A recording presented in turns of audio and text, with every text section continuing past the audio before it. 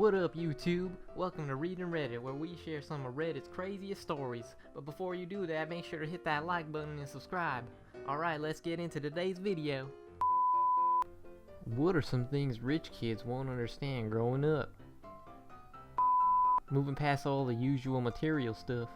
One thing that sucked for me growing up was that I couldn't just up and go places when invited. Even if it was free or their parents covered the cost of the activity. My mother was always broke, and though we had a car, gas was reserved for work commute only. I couldn't just get a ride from my mom, and she never had spare change for the bus. Every dollar was accounted for. I get a lot of, "Come to the movies with us, and don't worry, I'll pay for you, just be across the city by 5:30. It sucked having to explain yet again that no money meant no money for anything, even a ride. Edit, Jesus Christ. You guys, I didn't expect this. You're all amazing. Trying to respond to everyone's messages. Thanks for all the kind words. The cost of transportation is a huge indicator of just how poor you are. I used to bike to and from work, 10 miles each way, because I was saving money for college and didn't want to buy a car. I find it so strange that this is something, apparently, only the poor do in America. In the Netherlands, a lot of people bike up to 20 kilometers single way to work or school. That when you turn 16, you don't get a car. You just get to be 16. Is having a car this important? In Europe, we can't drive alone until turning 18, and even then, getting a car isn't automatic, a ritual. Places in the US are a lot more spread out, and there isn't as much or as good public transportation.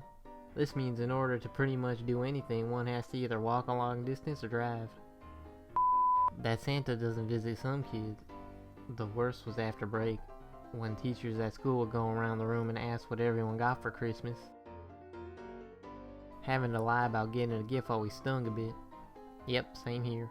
Or when it's your birthday and everyone asks what you received for your birthday, and you'd have to make it up. If I break this, my family cannot just afford to buy me another one.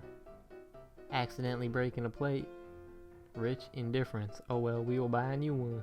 About time we replaced the entire kitchen set anyway. Middle class. Anger. God damn it, that's an unexpected cost I have to deal with. Poor. Despair. I hope the dollar store is open after work, has plates, or someone is eating out the fry pan. Middle class is less about the money, more about the nuisance of not having a full set, or having to spend time to replace it. That graduating from high school, going to university is really a big deal for some people. My parents arrived in the United States from Mexico in the early 90s. They were determined to let me and my siblings have opportunities that were not afforded in their tiny towns. Although we were better off than we were when I was young, we are still considered poor. Me and 3 of my siblings graduated high school, and we are each attending universities. It is a huge deal when not many of our extended family has been to a university. Your parents got 4 kids into university and you're all going to finish. I'd say y'all have got something mighty big to be proud of. Your parents are giving you opportunities they never had. And you and your siblings for taking full advantage of that and soldiering on. Mad props. I hope all of y'all can look back on these days and smile. Trying to cook and serve dinner loud enough to cover up the sound of your mom crying in her bedroom because she can't afford to pay the electricity this month. Putting on a cheerful face and acting super chipper for younger siblings as you pack your bags to stay at a roach-infested motel because no electricity will get you all taken away by CVS. Walking 5 miles round trip to buy dollar store groceries on your food stamps because your mom can't afford a car or the bus. Walking 7 miles round trip to see the Medicaid doctor after being without your medication for 3 months because that's how long it takes to get an appointment. Having to pack everything you've ever owned in 2 bags. Trying to decide what portions of your life can go into the garbage can because your landlord died and your family got evicted. Being excited for cold weather because if the power gets shut off, at least the food will keep. You can't afford to stay late at school or go hang out after class because mom needs help canning and your friends don't understand what that is. Trolling around the bars at last call hoping somebody dropped money and was too drunk to notice. Learning how stores often toss perfectly good food away and how not to be squeamish about eating next to trash. Edit, I remembered a few more. Straight up not having a washer or dryer. All your clothes that had olive, tan, or gray hue to them, the color of poor. Seeing things like the kids all collecting money for bills on Shameless and remembering doing something similar. Knowing the value of what personal possessions you did own, just in case you needed to sell them. Again, one time I had a few vivid memories of meeting Santa to get my presents like a week before Christmas at a local VFW with a bunch of other kids and asked my mom what that was about. Honey, that was some local toys for tots type thing. We couldn't afford gifts, so we got stuff that was donated. Coming from Australia, the whole power cuts off if you don't pay your bills thing baffles me. Over here, no matter how broke you are, they still have to keep electricity flowing because it's considered an essential utility. At least that's my understanding of it. When I used to rent, I said that I'm moving out on a certain date. The power didn't go out on that date. They just stopped billing me.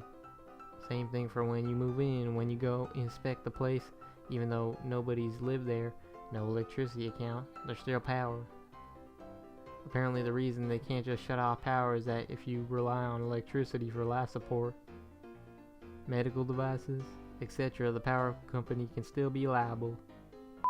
No, Mark, I can't spend a semester in Europe.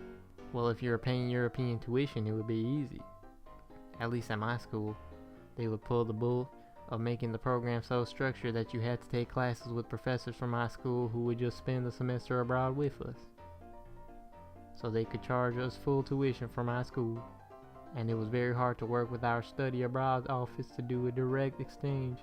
Basically a plan it yourself and pick whatever university abroad you want situation because they would make it virtually impossible to transfer any credits that way. Filing out FAFSA without the help of your parents. I never filled out the FAFSA because my father refused to share his tax documents with me. He didn't want me giving away everything he had ever earned. F him. I could have gone 3 an hour raise thanks to work study, but no. He wouldn't let the government be allowed to see his tax form. That idiot piece of shit. He wouldn't let the government be allowed to see his tax forms. Wait, but IRS, what?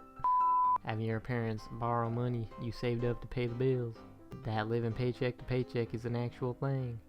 Late payments and having cell phone, electricity, water cut off. Visiting cash advance stores with your parents.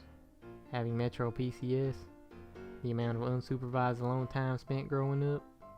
Both my parents worked all day and couldn't afford summer camp or anything like that. In summers I would just hang out in the house alone or with the other neighborhood kids while the parents were at work. Having no money for Christmas trees, fireworks, Halloween costumes to celebrate holidays. My mother had to borrow birthday money from me before once to pay for, I can't remember if it was bill or gas. I remember her being so proud of me to willingly give it up, and me being proud of myself for the same. She gave it to me back a week later with a little interest. My parents are amazing and they did what they could with what they had. Edit, wow. This became my most upvoted comment so far. I'm gonna call my mom today. My mom would borrow money from me to pay her bills when I was a teenager and promised to pay it back when my dad got paid. A week later she goes off on a tangent about how I don't respect her and she pays for everything I've ever had and she doesn't have to pay me. It was a wild ride. Learned a long time ago. Never loan money with the expectation of receiving it back. Just give it to them, no strings attached, and if they return it, all the better. Awesome it is to buy a cheap Honda that'll run forever. Some people think they need to change cars every 5 years or something. Drives me insane. Co-workers bugged me non-stop when I was going to finally get rid of my 93 Camry for a new car. Jeez, I don't know. How about when it finally breaks down or the repairs outweigh the cost of keeping it? I heard somewhere that the CEO of Staples drove a Camry that was something like 17 years old. Being outcasted in an activity because you can't afford it. Field trips, movies, etc. The shame involved me not being able to participate in those activities. Or knowing that your parents scrape up every last penny that they had so you could go on a field trip. I remember in 2nd grade my mom gave me a coin purse full of all of her change to pay for the trip. The teacher made fun of me in front of the class for handing her so much change. F her. My mom moved heaven and earth to make that happen. F that teacher.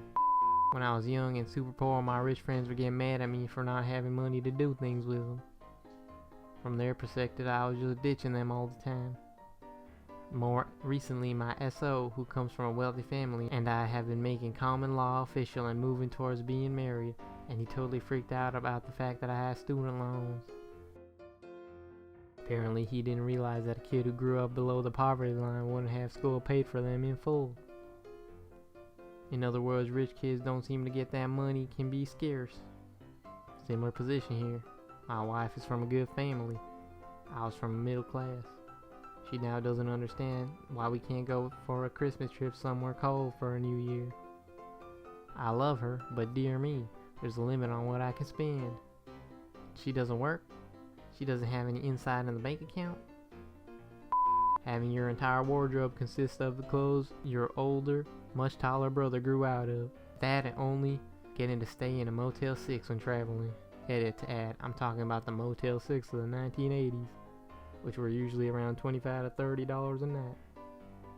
Where you were lucky if there was a complimentary bar of soap in the bathroom and pillows on the bed didn't have mysterious brown and yellow stains on them. Edit part 2, my siblings and I would rather have camped out than sleep in a Motel 6 back then. Then we wouldn't have been squished into a double bed made of cardboard and shame, or worry about getting hepatitis from the bed sheets. My sister and I have vastly different body types. I was short, fit, but built like a tree stump. She was short, fit, and built like a bird, so she never got my hand-me-downs because they wouldn't have fit. When we did often get hand-me-downs from other people at my mom's church though, and when we were done, if they were in decent enough shape, they get passed on. My mom told me the other day that the ugly pink puffer jacket someone gave me in 5th grade is still making the rounds.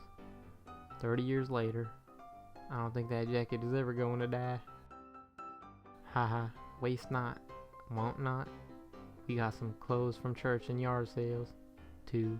Saturday afternoon shopping spree for the McQueen family. Well, those are some sad stroll stories. Do you have anything that rich kids just won't understand about poor people? Leave them in the comments below. And don't forget to like, subscribe, and share with your friends and family and everybody you know. Bye!